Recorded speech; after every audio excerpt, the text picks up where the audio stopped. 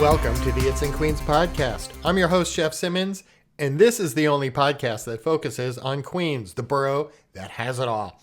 This podcast comes to you each week thanks to the Queens Economic Development Corporation and the Queens Tourism Council. They work tirelessly to showcase our borough as a destination filled with incredible experiences, opportunities for everyone who lives here, works here, or visits from near or far, and lots of cultural gems. We are still technically in the heart of winter, even though the temperatures started to go upward here and there. Many of us are still in hibernation mode. It is so easy this time of year to just say, I'm staying inside, I'm bundling up, I'll stream another TV show, and tell ourselves we'll get out when it's consistently warmer. But this is exactly the moment to shake off that winter routine. Queens offers endless opportunities to step out and reconnect and experience culture in ways that warm you up from the inside out. From world-class museums and galleries to live music, comedy, dance, and of course, theater. There is no shortage of places to gather, reflect, and to be inspired. You can explore contemporary art, for instance, at MoMA PS1 in Long Island City, take in global cinema at the Museum of the Moving Image in Astoria, discover live jazz performances across the borough, or immerse yourself in cultural festivals that celebrate the incredible diversity of our neighborhoods. You can find intimate performance spaces, large-scale productions, spoken word, and community showcases all within a few subway stops. And speaking of theater, one of Queens' true cultural anchors is Queens Theater, which is in Flushing Meadows, Corona Park. Queens Theater has long been a cornerstone of the borough's performing arts scene, bringing world-class productions and deeply local storytelling to one of the most iconic parks in the city, if not the world. And now it is entering an exciting new chapter with new leadership. Julia Del Palacio has stepped into the role as executive director of Queens Theater recently, and she brings experience in arts leadership, a deep commitment to community engagement, and a clear vision for how theater can connect and inspire and reflect the borough that the theater serves. Her background includes extensive work in cultural programming and nonprofit arts management with a focus on accessibility, diversity, and expanding audiences. Julia Del Palacio, welcome to the It's in Queens podcast. Thank you. Thank you for having me. So it's been some time since we've spoken, but since then you've had a career change or a job change. Throughout your career, you've built a fascinating interdisciplinary career as an artist, a historian, an arts leader. How do you describe the through line that connects all these chapters in your life and work? That is a great question because it hasn't been a straight line. It's been a winding road, I would say. The arts have always been a part of my life, especially the performing arts, but I never thought I would make a career out of that. I started off as wanting to become a historian and be an academic, be a history professor, and that's where I went to school for. But then, as I was finishing my graduate degree, I was like, you know what? I think the arts is what's calling me. And so I ended up working as an arts administrator at Queens College, which was the best of both worlds for me because it had a little bit of academia, a little bit of arts administration, a little bit of, I continued to perform throughout my time at Queens College. And so I think that my, really analytical thinking that I got from graduate school, plus my arts administration career and experience, plus my performing arts experience, kind of like got together all in a nice little packet that I was able to bring to now my current position as executive director of Queens Theater. Now, you weren't born in Queens, but you were born and raised in Mexico City. You came to the city to pursue graduate studies. How did that life change shape your identity as an artist and cultural leader, and what ultimately rooted you here in Queens? Well, I come from Mexico City, which is a pretty cosmopolitan city, but and much more now than it was when I was living there 20 years ago, 20 plus years ago. But nothing like New York City. Just the mix of cultures and peoples from different backgrounds is just really fed into my interest to do the style of performance that I do, which is son jarocho from the state of Veracruz in Mexico, and just infuse it with other cultures as well and other rhythms and other points of view. And that just kind of really felt very well for me. And so I kind of flourished in that. And I've been able to live in my 21 years in New York City in 4 out of the 5 boroughs. So Very nice. been I'm in the only Bronx two. and oh, okay. For except Staten Island, but interestingly, my last choice has been Queens, and the best choice, I would say. I'm in Richmond Hill, and I love it, and it just feels like such a small town feel in the big city, and that's just something that I really love about Queens. And you touched on some of the chapters of your career, such as well, your work at Queens College, Kupferberg Center for the Arts. What lessons did you learn from those earlier chapters that you're bringing into your leadership at Queens Theater? I was brought in at Kupferberg Center in a bit of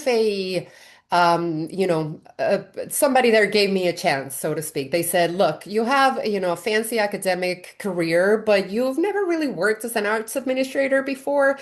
So, you're going to have to pay your dues, basically. And so I started off at the front desk of Colden Auditorium, answering phones, preparing coffee for the office, filing paperwork, and got a chance to work with every single department over there with marketing, rentals, production, programming. And that, it's an invaluable experience for me because it really gave me a chance to look at how an arts organization works really broadly. And then I started sort of honing in on some of the um, aspects of it that interest me the most. And I think that I pretty good at in that case was development and fundraising, and so I went into that more deeply.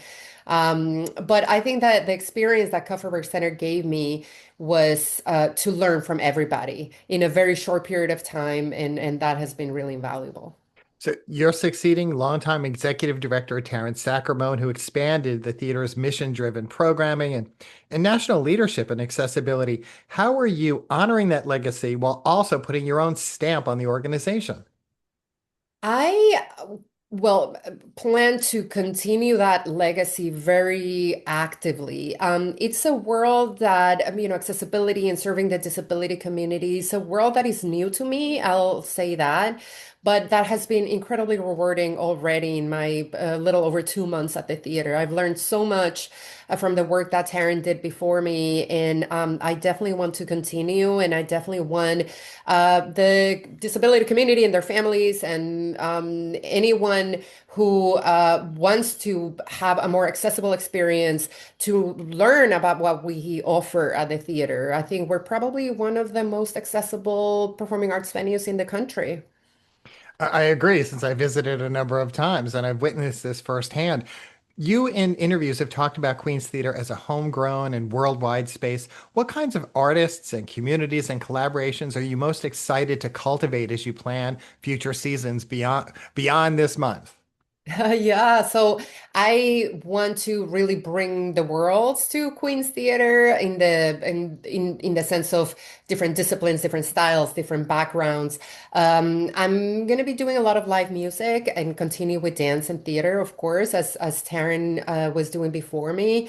But I'm really excited about some kind of smaller events that we will have in conjunction with our main stage big productions. And so we have a new series that we just launched called the B-side, like the B-side of a cassette tape or a vinyl record, where you would find those hidden gems. We're dating ourselves when we talk about the B side of a record. But anyway, keep going. I know. But I feel like the newer generations have gotten into vinyl quite a bit. And so I'm hoping that the reference will resonate. But the B-side will be mostly focused on local artists, Queens and beyond, and really celebrate the work of emerging artists, amplify what they're doing, and put it together with the more seasoned programming that everything can feed off sort of each other's experiences, and we put it all together in one bill so that people know like, oh, this big artist is coming, and there's this other artist who's emerging and who I'm curious about, so let me go and see them as well. And so I'm really excited about that sort of like homegrown aspect of it, going out into the world and be successful. And I'm glad you talked about the B-side because, of course, when you have artists that are part of the B-side program that are connected with Queens, I'm going to have them here on the podcast. Oh, I love So, that. so you have said that if people can't come to Queens Theater, you want to take Queens Theater to them. What might that look like? I want to do a lot of off-site programming. I want to do programming outside, right outside the theater, and people should stay tuned for summer outdoor programming that I'm putting together. I'm calling it Wednesday Socials, and you're the first one to hear about it outside of the theater. And it's going to be social dancing on Wednesdays with live music, and people will come to the outside area of the theater and enjoy that during the summer. But generally, it means, going out there, collaborating with other partners in the borough to bring our programming to them. And so if folks, in different neighborhoods can't make it to the theater, we'll try to bring our programming to them via collaborations. And we do have a big renovation coming up in a couple of years that we're very excited about, but that means that our main stage, our big theater, the Claire Shulman Theater, will be closed for a period of time for the renovation. And so I want to bring what we would have presented on the main stage other places so that we can continue with our programming even if the space is not available for a little bit of time. So we often talk about how Queens is having a moment right now in terms of food and culture and tourism. When you think about the next few years, and you just talked about the renovation that's upcoming, what role do you want the theater to play in shaping how not only residents but visitors experience the borough's cultural life?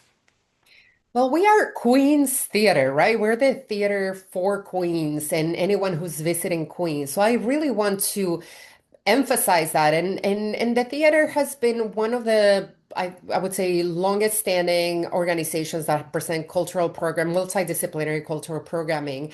And so I want to really bring back the history of Queen's Theater. I mean, I'm a historian, and so everything I think about from a historical point of view and its historic importance. And I think with Queen's Theater being where it is, at Flushing Meadows Park on the site of the World's Fairs, and having the history that it does, the building has a really rich history.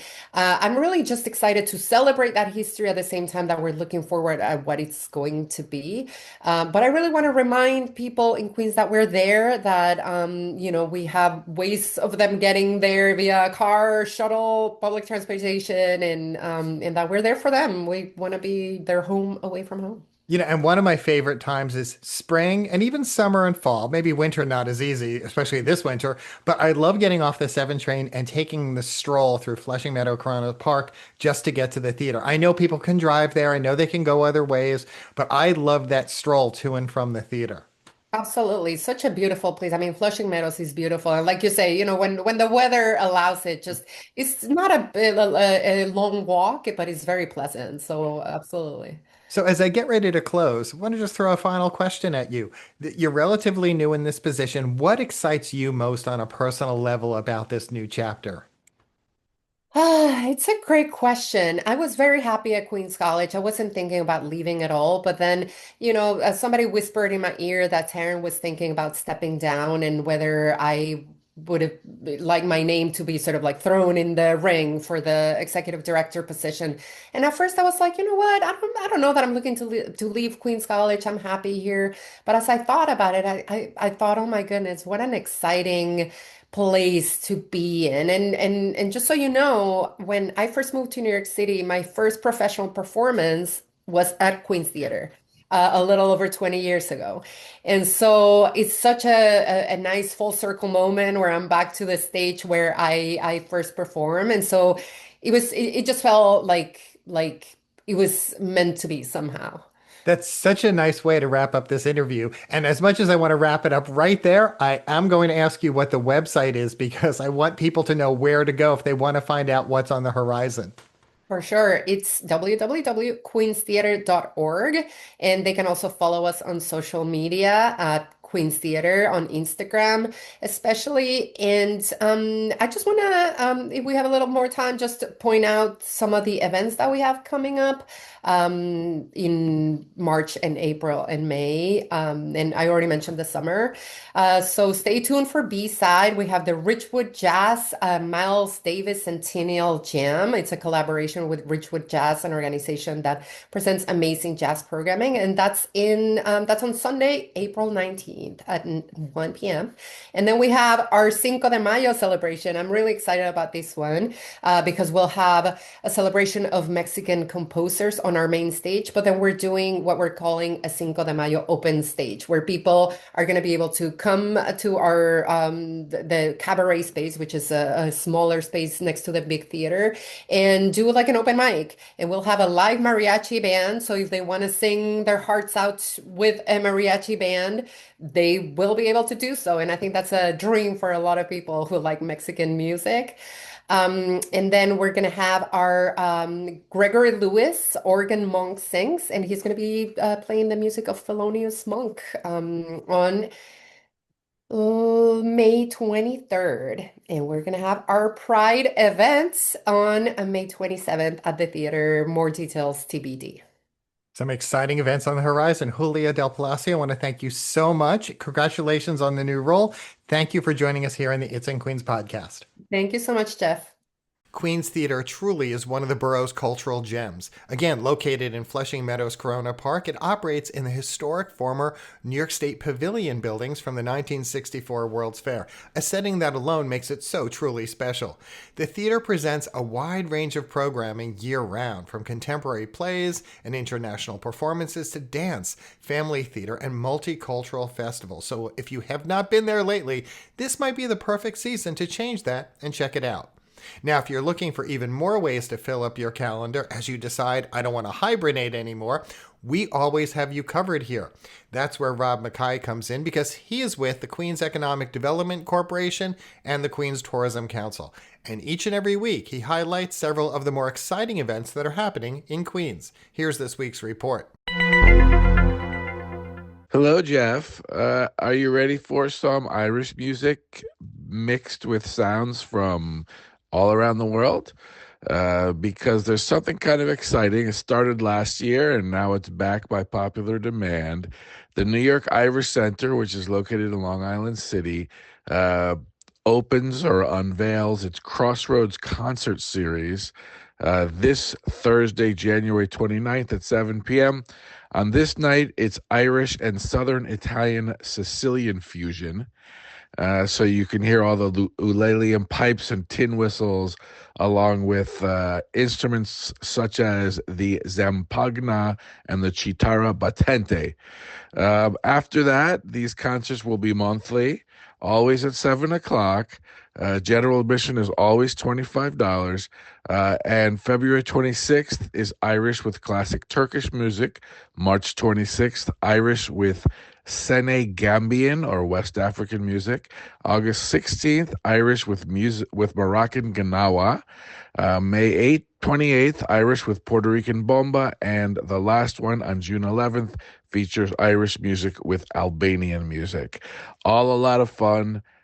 Great sounding. Those musicians are really talented, and the New York Irish Center is really a home of fantastic music done by musicians who are just into it, not looking for fame or anything. They're just looking to practice their art.